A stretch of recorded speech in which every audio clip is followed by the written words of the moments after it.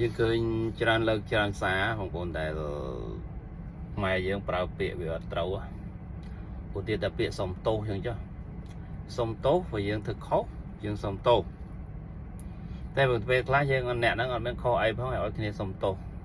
ទៅសុំទោសចូលជួបសុំទោសជាសាធារណៈទោសហ្នឹងមានន័យថាសុំទោសកំហុសមិនអញ្ចឹងហើយយកបើកន្លងមកការងារដែលយើងធ្វើអ្វីដែលយើងនិយាយពាក់ព័ន្ធការងារសង្គមពាក់ព័ន្ធរឿងមួយចំនួន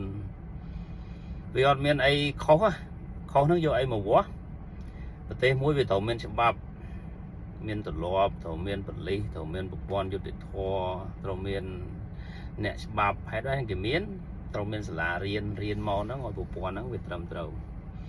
ហើយពេលដែលយើងធ្វើការហ្នឹងយើងធ្វើទៅឲ្យមានប្រព័ន្ធតាមបែបហ្នឹងបើតុលាការតាក់ទងនឹងផ្លូវច្បាប់ហ្នឹងវាខុសស្អីមិ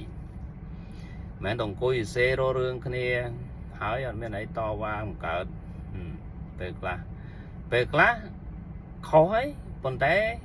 ទៅសុំទោសចប់រឿងខុសច្បាប់ពេលសុំទោសចប់អាហ្នឹងក៏មានមួយទៅអាហ្នឹងមានន័យថាមិនបរិញ្ញាសង្គមហ្នឹងមិនបរិញ្ញាមនុស្សហ្នឹងឲ្យមិនអស់ហើយនិយាយថាដូចជាបរិញ្ញាមនុស្សហ្នឹងឲ្យស្គួតវល់លែងដឹងខុសត្រូវលែងដឹងអាក្រក់ល្អលែងដឹងអ្នកណាទៅខុសអ្នកណាទៅត្រូវវាត្រូវជាអ្នកអត់ខុសច្បាប់ទៅសុំទោសអ្នកបំពានច្បាប់ហើយវាទៅជាអ្នកខុសច្បាប់គ្រាន់តែសុំទោសជាមួយនឹងអ្នកកាន់ការងារអ្នកមានអំណាចវាអត់ខុសច្បាប់ឃើញប្រព័ន្ធហ្នឹងវាមិនហិចទេអាហ្នឹងវាមិនទៅជាមិនប្រព័ន្ធយុត្តិធម៌ត្រង់ហ្នឹងវា AC អស់ឬមួយមិនខ្មោចបិសាចស៊ីអស់ឬមួយមិនអាណាស៊ីអស់ឬមួយវាងាប់តាប័តហើយទៅធ្វើទៅបូជាណាប័តអស់ហើយយើងទៅធ្វើពិធីស្អីមួយដើម្បីកាន់ទុករឿងយុត្តិធម៌សង្គមហ្នឹងស្លាប់បាត់តាំងពីជំនាន់ណាមកពីពេលណាមកហើយពេលណារស់វិញយើងគិតមើលហើយយើងឃើញរាល់ថ្ងៃចឹងហើយរឿងធំសំខាន់មែនតើហ្នឹងគឺថាអត់ខុសទៅសុំទោសបខំឲ្យគ្នាសុំទោសជាសាធារណៈ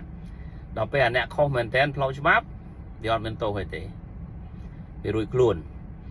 វាតែប្លន់គេយកដីរាប់លុយរាប់រយលានអីចឹងចាស់បោករឿងអុកញ៉ារឿងអីកន្លងមកផ្លោះផ្លេយនេះរឿងទីប្រឹក្សាសម្ដេចរឿងនេះរឿងនោះមកលុយគេសរាប់រយលានរឿងធ្វើផ្ទះរឿងធ្វើអាផាតមិនរឿងធ្វើដីឡូអីទៀតវាឃើញច្រើនអញ្ចឹងពួកហ្នឹងអត់ខុសទេខ្ញុំមិនដឹងតើណាអស់វាអត់ឃើញខុសច្បាប់ហើយជុំមកចេញមកទៀតវាទៅជាអញ្ចឹងទៅហើយអ្នកច្រៀងជួនកាលចេញទៅជាអុកញ៉ាអញ្ចឹងទៅដល់អុកញ៉ាមែនតើហ្នឹងធ្វើអត់កើតទេអញ្ចឹងក្មេងក្រោយកើតមកគ្នាមើលហ្នឹងមិនសង្គមហ្នឹងកើតមកវាដឹងមិនអត់ទៅតើយើងកូនចៅយើងគិតមិនរឿងអត់ហ្នឹងនេះកើតមកឃើញតែអញ្ចឹងទៅមើល Facebook មើល TikTok មើល YouTube ឃើញតែរឿងហ្នឹងឆ្លោះជេរគ្នាអាខុសទៅជាត្រូវអត់ត្រូវទៅជាខុសអាក្រក់ទៅជាល្អទៅជាអាក្រក់